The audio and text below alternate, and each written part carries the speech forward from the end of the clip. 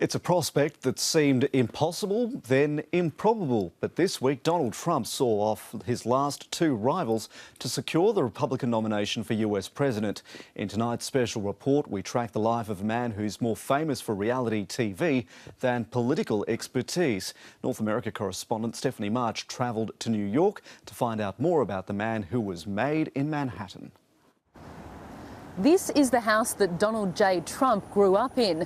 It's in Jamaica Estates, a rich, luxurious, predominantly white enclave in the New York suburb of Queens. 7 decades ago, in this manicured suburban street east of Manhattan, a star was born. His father was a successful multi-millionaire developer, and Donald grew up in a very privileged household. He had drivers, he went to private schools. Not everything about his early years was easy. I think, his father was a tough character. I think his father was hard on all of the children. He was a stern taskmaster.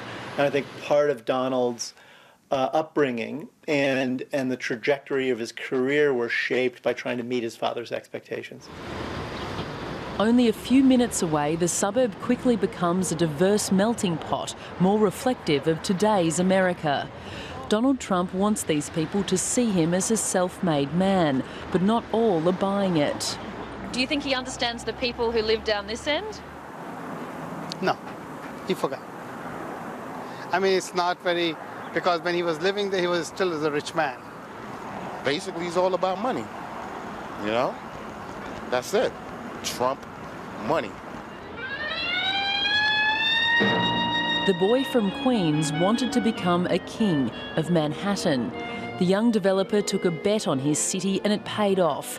He became emblematic of New York's revival and the glitz and glamour of the 1980s. In New York, his name was on buildings and in the tabloids. At his peak, he flirted with a presidential bid. But that success was followed by near bankruptcy a decade later.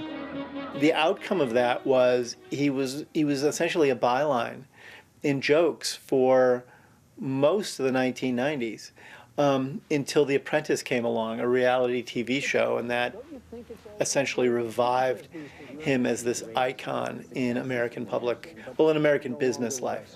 You're fired.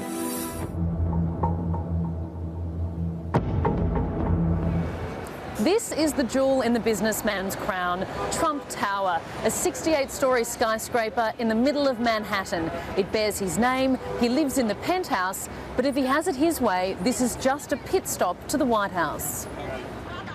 I don't think he got into this because he was enamored with public service. Donald Trump got into politics because it was yet another stage that he could strut around and get attention on. Donald Trump still has grand ideas. He's threatened to ban Muslims from entering the US, build a wall along the Mexico border and punish companies who take their business overseas. But it's hard to know exactly what he'd be like as president. I wouldn't call him a Democrat or Republican. I would just call him an Energizer bunny with a giant blonde wig. In the shadow of Yankee Stadium, the citizens of the Bronx are a tough crowd. I have not always been a Donald Trump supporter. When he first announced, I, like everyone else, laughed. Mike Rendino is a true New Yorker. He was a firefighter in 9/11 and was eventually won over by Mr. Trump's can-do attitude and business savvy. And now, as the owner of a sports bar, like Mr. Trump, he likes to win. I would like to see him more focused on the issues and less about the drama. For a candidacy born in the chaos of New York, toning it down might be too tall an order.